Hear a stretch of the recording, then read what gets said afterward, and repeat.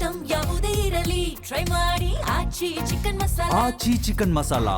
ಇನ್ನು Israel America ಮೇಲೆ Iran ಸೇಡನ್ನು ತೀರಿಸಿಕೊಳ್ಳೋದಕ್ಕೆ ಮುಂದಾಗ್ತಾ ಇದೆ.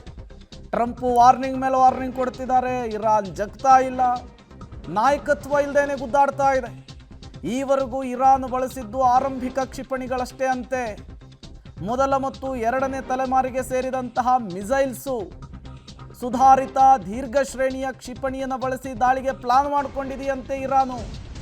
ಅಂದರೆ ಹೆದರಿಸುವಂತಹ ಕೆಲಸ ಮಾಡ್ತಾ ಇದೆಯಾ ಇರಾನು? ಇಸ್ರೇಲ್ ಅಮೇರಿಕ ಊಹೆಗೂ ಮೀರಿ ನಾವು ಅಟ್ಯಾಕ್ ಮಾಡ್ತೀವಿ, ಧ್ವಂಸ ಮಾಡ್ತೀವಿ ಅಂತ ಇರಾನ್ ಹೇಳ್ತಿದೆ. ಖಮೇನಿ ಹತ್ಯೆಯ ನಂತರ ಇರಾನ್ ಸುಮ್ಮನಾಗುತ್ತೆ ಅಂಥೇಳಿ ಅಮೇರಿಕ ಅಂದ್ಕೊಂಡಿತ್ತು. 3 ದಿನಕ್ಕೆ ಯುದ್ಧ ನಿಲ್ಲುತ್ತೆ ಅಂತೇಳಿ ಇಸ್ರೇಲ್ ಮತ್ತು ಅಮೇರಿಕ ಭಾವಿಸಿತ್ತು.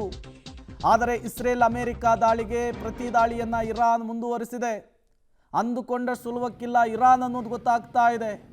ಸೇಮ್ ಪ್ಯಾಟ್ರನ್ ಈ ಹಿಂದೆ ರಷ್ಯಾ ಉಕ್ರೇನ್ ವಿಚಾರದಲ್ಲೂ ಕೂಡ ಕ್ರಿಯೇಟ್ ಆಗಿತ್ತು. ರಷ್ಯಾ ಬಲಿಷ್ಠ ರಾಷ್ಟ್ರ, ಉಕ್ರೇನ್ ಒಂದು ವಾರದಲ್ಲಿ ಹೊಡೆದಾಕ್ಬಿಡ್ತಾರೆ, ಮಂಡಿ ಊರ್ಬಿಡುತ್ತೆ ಅನ್ನುವಂತಹ ಮಾತು. ಉಕ್ರೇನ್ ಬಗ್ಲಿಲ್ಲ ಜಗ್ಲಿಲ್ಲ.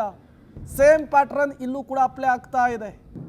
ಬಲಿಷ್ಠ ರಾಷ್ಟ್ರ ಅಮೇರಿಕ, ಟೆಕ್ನಾಲಜಿಯಲ್ಲಿ ಮುಂದಿರುವಂತಹ ಇಸ್ರೇಲ್ ಮುಂದೆ ಇರಾನ್ ಯಾವ ಲೆಕ್ಕ, ಹೊಡೆದಾಕ್ಬಿಡ್ತಾರೆ, ಒಂದು ವಾರದಲ್ಲಿ ಯುದ್ಧ ಮುಗಿಯುತ್ತೆ ಅನ್ನುವಂತಹ ವಿಚಾರ ಇತ್ತು.